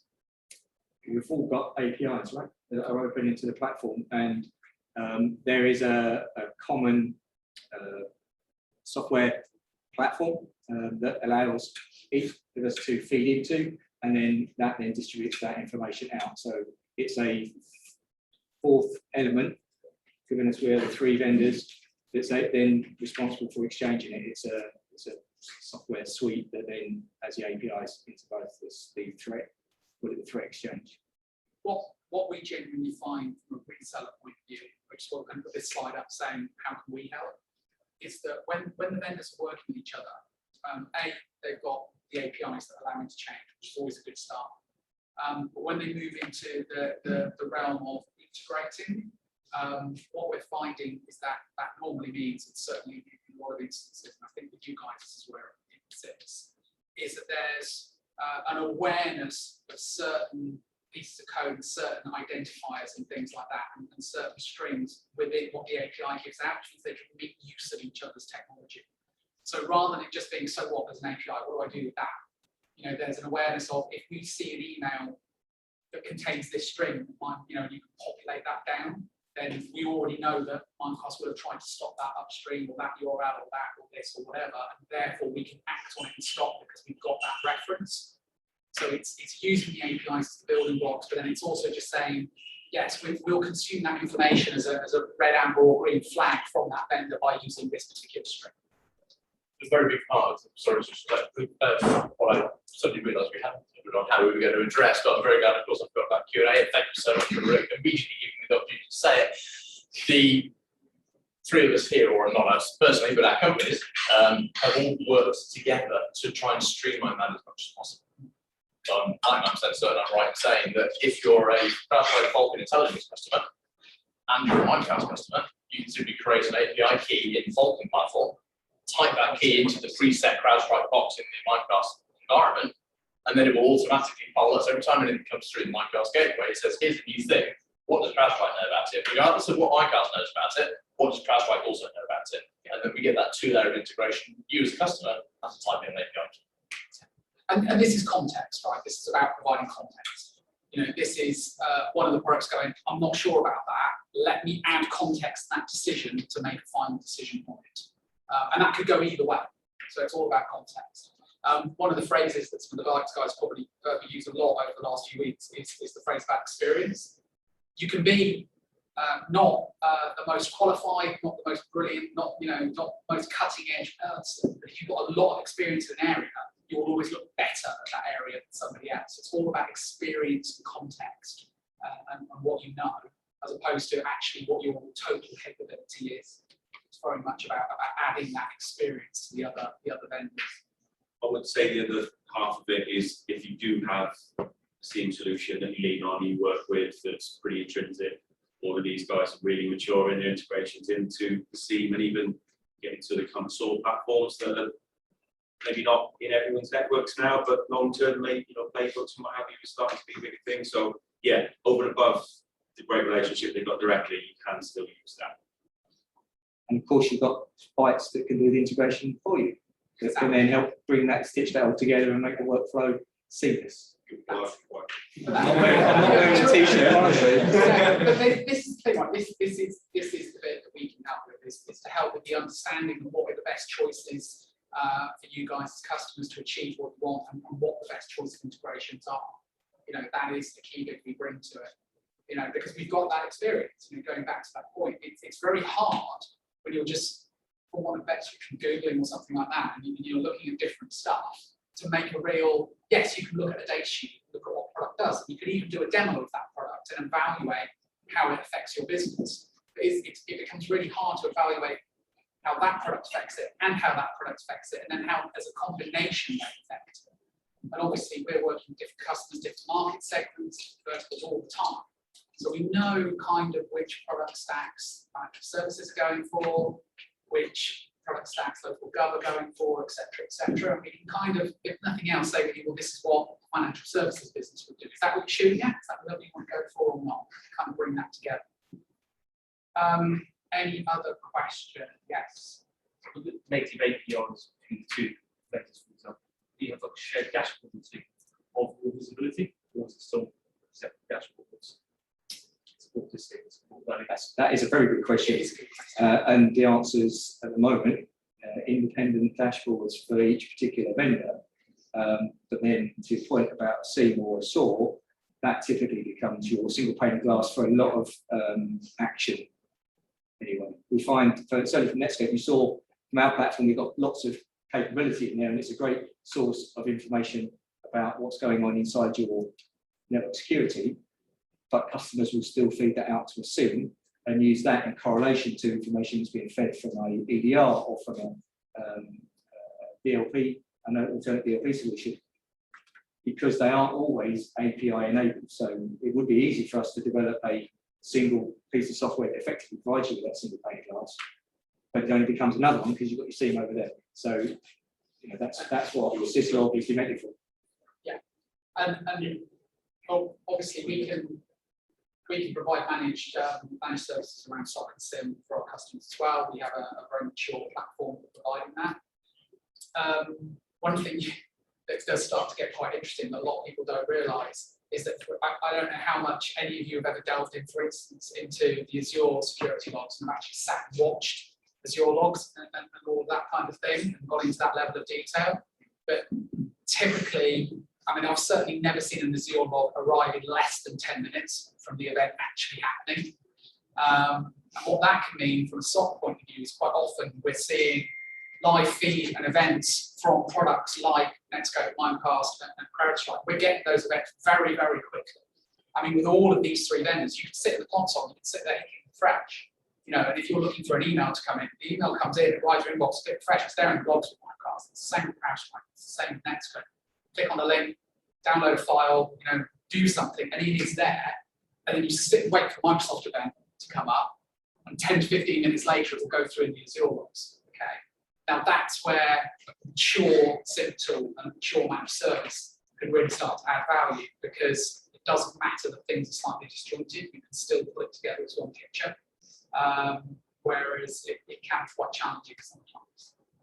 But that the 10 to 15 minute delay on cloud logs, certainly in Microsoft State, does my newslet. It absolutely does my newslet. Any other questions? Still 10 minutes. I mean, you don't get to go. It's just we just stand here looking at you. Go on. Our vendors like to ask. You are. Yeah. You are allowed to So ask. I haven't primed Dave or John or the team any of them on this. So Dave, you talked about the simplicity one vendor, with power multiple in your opening this morning. As UK's biggest Microsoft partner, Rights Technology Group, how does that message with us play out against messages that Microsoft are delivering into the marketplace? So I would set any of you the challenge in this room, and I'm not going to try and go through a specific use case. I'm going to talk generally, but I would invite any of you to actually step into this, which is if you look at what, for instance, any of these three vendors as individuals provide, and then go and try and achieve the same thing in Microsoft Stack. The only thing that is one solution in Microsoft Stack is the license. It's literally the only thing. If you want to replicate what any of these tools do within the Microsoft estate, you will find it will take you more steps to do it in the Microsoft estate than it will do in any of these three estates. So if you want to configure the endpoint tools, the Defender tools, it is more complex to configure than Crowdstrike is to configure. If you want to go and configure the email tools, it is more complex to configure in the Microsoft estate than Mimecast is to configure. And that's because one of our pre-sales guys has got a Swiss Army knife that he's put a Microsoft logo on site that he quite often holds up at the camera and calls.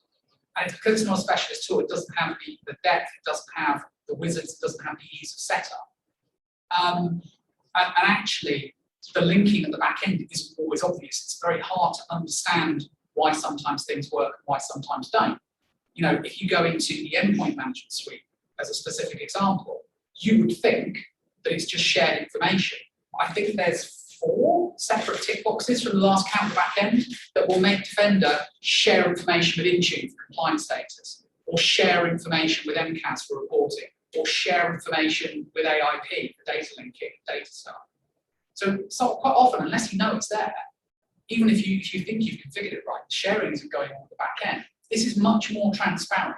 The only thing that's more complex about using these 3 vendors, ultimately, rather than using the standard Microsoft stack, is that you might have 3 different logins. And actually, if you integrate them into a login provider and an IAM platform, you've still only got one login for it as well. That's the only thing that's actually more complicated. And the fact that you've got all the sharing at the back end of the knowledge makes it quite a compelling proposition for me. So I think it's the Microsoft message, you've got Microsoft message, and if a customer brings E5 off it, okay, fair enough. But it isn't simpler. It's one license, it's not simple.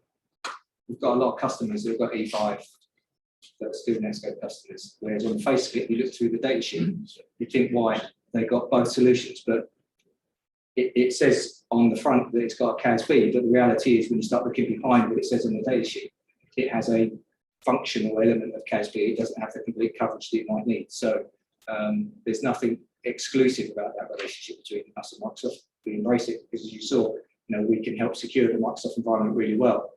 But on the face of it, if you've got E5, you think, well, I don't need anything else, but that's not true. So having an Amazon subscription and thinking you don't need Netflix or you don't need anything else, you're always missing something. The thing I find hardest from the Microsoft security config, and being absolutely honest, is the inconsistency. It's the inconsistency of how long things take and the efficacy of certain things. Certain things are very good, certain things aren't, certain things shut very quickly, certain things don't. Like I said, if you're trying to do some diagnostic work in Intune around condition access policies, for instance, you hit there, sit and refresh, and you're on a 10 to 15 minute delay before you can see the impact of anything you do. But you then go to the endpoint logs, and sometimes they'll show up within 30 seconds, sometimes they'll show up after 5 minutes. It's the inconsistency of it that gets to me more than anything else, if I'm being honest. And trying to understand and unpick what's good and what's not good. It's really, really difficult. Whereas, as I said, for me, we've got email, we've got web, we've got endpoint here. Those are the three main threat vectors any business is going to experience. And what we've actually got is something in all three cases which is bloody good at what it does. There's no inconsistency in that. It's just really good. So just links into that question for Bytes, I guess, from a TCO perspective. So you've got three best of breed products and you've got E5. Yeah. From a Bytes perspective, who is selling these solutions, do you see whether you call it total cost or return on investment, do you see a better investment in the three tools versus the E5 license? So if I'm being, excluding the guys in the room, if I'm being absolutely vendor agnostic, my position as the CTO of Bytes is absolutely nailed on, very, very clear. If you go to Microsoft Group, you need one other tool. So for me, that is absolutely nailed on. Anybody who says to me, I'm completely secure, I've got an E5 license, yeah, what else have you got? No, I've got an E5 license. We need to go for a drink and we need to talk. It's as simple as that. It's then about the risk and appetite of business. I mean, if you want to be completely secure, don't have an internet name. Okay? Now, none of us can function like that. For me, the real challenge around E5 is that it is not a cheap license at all. And most businesses don't get the value out of it. Most businesses buy E5 as a procurement decision, not as a technology and functionality decision. It is a procurement decision. And quite often it's based on a wish list. Oh, we could use this. Oh, well, actually, we're going to replace our phone system with Teams, and we're going to do direct routing for voice. And actually, we could do the endpoint, and actually, we could do this, and actually, we can do that, and actually, we can turn that on. You know, Sentinel is free. You know, Microsoft SIM solution is free, right? Hang on a minute. It's free, kind of technically, for a short period of time for anything that's a Microsoft Cloud product. Don't get me wrong. As a Microsoft reseller, I don't mind if you want to use Sentinel, because if you want to plug anything else, say your on-premise firewalls, and undoubtedly not Microsoft, they don't make one, and everybody's still got on-premise firewalls. Say you want to send the logs for your on-premise firewalls into Sentinel, you're paying for the ingestion costs into Azure, and you're paying for the storage costs in Azure. It ain't free. But procurement think it's free, because they don't see it on the tender bill for the original quote, right? And this is hidden cost, functionality, management, all the rest of it. You know, there is no such thing as a free lunch. And E5 is a bloody expensive license. So if you're going to make full use of it, then great. But just using the security features of E5 is not making full use of it by a long shot. It's a productivity license. It's not a security license. In terms of Bytes' involvement in that, as somebody who's kind of involved on the day-to-day, the variation in customers' perceived requirements, you know, people coming into a conversation, I need X or I need Y, is quite large. You know, you assume everyone in the same industry has the same risk appetite. People don't really benchmark in their industry as much as people expect to. So in reality, I think it's a bit more sitting on the fence, and you should be sitting on the fence more since your change of role. But I would actually say from a Microsoft point I'm not arguing with anything you said, but I would say that it is pretty damn case by case that I'm finding, and that's why, not me anymore, I've done security for 14 years, but we've got people for that now that spend their time in endpoint, spend their time in email, spend their time in security networks and web, and I get them in front and say, go through it in detail, what features do you actually need, what have you paid for but you're not using, what operating systems do you need to cover, don't need to cover, and let's narrow the field pretty quickly, and it normally becomes a pretty obvious choice at the end of that, rather than I'm not quite sure, if that makes sense. So yeah, it's quite case by case in a day-to-day. For me, I find the general broad brush on the Microsoft ecosystem is the really good value license is the M365 E3 license, and then tactically add on other product, be it these three vendors or a little bit of this, but you can add on voice, you can add on this, you can add on that. There are add-on packs to that, but that's a really good value license for most businesses. E5 is not always a good value license. Yeah, sure, and it's the same. People, it is procurement led. Yeah, and absolutely. Yeah, we have to sort of. So another argument that I've heard on the Microsoft sort of angle is around the whole kind of intercompatibility with all the different components, Microsoft components, which if you are a Microsoft house sort of fits quite nicely, but also then the skills that go with it. So if you've got a lot of Microsoft skilled people, buy these products makes sense because they can work with them more easily. But I guess, is that a valid argument? I mean, are your tools sort of adequately compatible in the whole world? And also, if you're going outside of the Microsoft world, how compatible that is? I think there are certain underlying concepts of the Microsoft ecosystem, once you get your head around them, mean that there is something to be said for being in it. But it's no easier. In fact, it's harder because it's more general for somebody who's coming from outside to learn it. You know, I have seen SCCM engineers try and get their head around config manager, autopilot, Intune, all that kind of stuff, and they just can't get their heads around it at all because it's just such a big change for them. I actually find, maybe because I've been in the industry for over 20 years, I actually find these products fairly easy to learn because I know what they're trying to achieve. It's just a question of understanding how to do it, if you see what I mean. Whereas sometimes with Microsoft ecosystem, you actually know what Microsoft is trying to achieve, but I don't know how you threw it up to that question. I think kind of along similar lines, I'm in the Microsoft ecosystem for a very long time, particularly the Office 365 world, going back to when it first launched. And one of the things that stood out to me was, while Exchange and Exchange Online were the same product, I had to think completely differently when I interacted and interfaced with it. While security and ATP in the EOP world and ATP in the Defender world are theoretically the same capability of tool set, there's a different mentality, a different approach. It goes back to the systems that I was talking about earlier. Yes, they all supposedly interact, they all interplay with each other. But when it comes down to go switch this capability on, can it do this or not? It's got the same name, it's the same product. They do two completely different things. You can't baseline them, you can't benchmark them.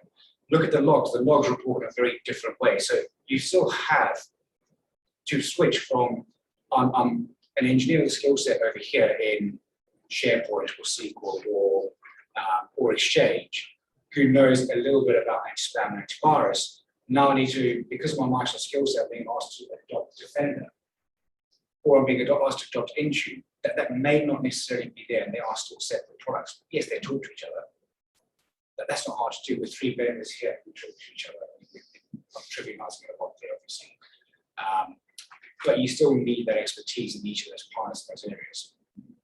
That's something to say, the three vendors working together, it's the world coming to.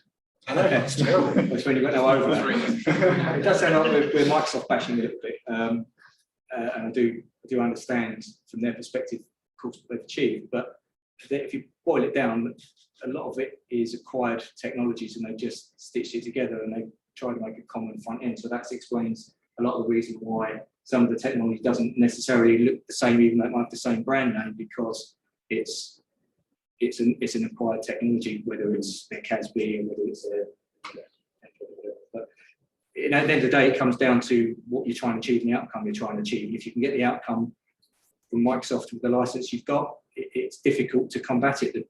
I've faced that all the time when customers say to me, I've already got Microsoft, why do I need you? But there's always gaps. It's just whether that gap from a compliance perspective, from a security risk perspective is okay, or you need to fill it. And that's why having different vendors providing different things is also very useful. And I'm not trying to sell, email technologies, security or endpoint. That's why we work with them. I mean, the one thing I would say with Microsoft, like I said, it sounds like Microsoft bashing, but that's, if we are Microsoft bashing, we're specifically bashing the security division of Microsoft. Because you look at what they're achieving with Azure, you look at what you can build as a business with infrastructure as a service in Azure, using a little bit of PowerShell, and the speed that you can respond, and the way that can be linked into your productivity suites in a way that you can't achieve with AWS, because AWS is big in productivity. Do you see what I mean? And the way that all links together, where you can use, power apps and power workflows and power automations to link pretty much anything to anything else and make that part of your Azure infrastructure. It's phenomenal. They are doing phenomenal work, and it's absolutely brilliant what they're doing. I just think they're, and the thing is, I've been with this cycle with Microsoft. It's very likely at some point security, they'll just go, we can't move up with this and lose interest. They've done it before. I mean, they've done it before. They had a whole raft of security products in the late 2000s, and they've been doing it for 6 or 7 years. Just literally just shut it down. And then it all came back again. So, what they're doing from an infrastructure and a productivity point of view is phenomenal. I think we're pretty much done. Yeah. Thank you very much.